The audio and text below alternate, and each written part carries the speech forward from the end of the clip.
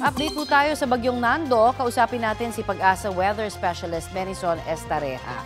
Magandang tanghali po. Magandang tanghali po, Ma'am Connie. Pakipaliwanag nga lang po itong sinasabi na chance ang maging super typhoon ng Bagyong Nando.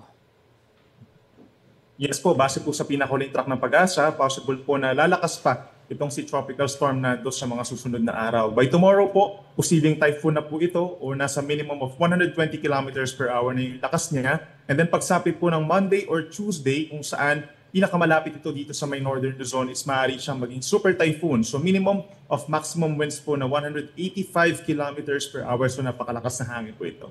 Nakikita na ho ba natin more or less saan po mga probinsya, mga maapektuhan?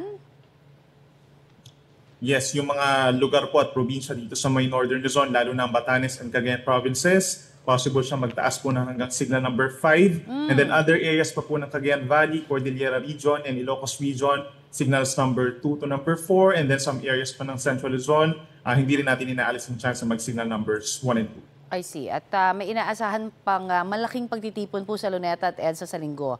Ano ho ang magiging lagay ng panahon natin by weekend?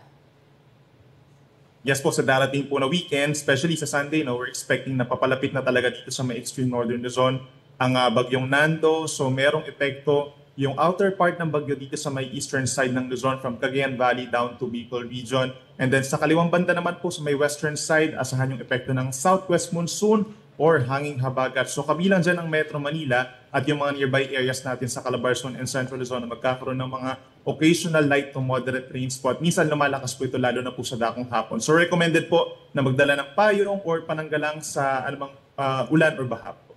Marami pong salamat sa inyong update sa amin.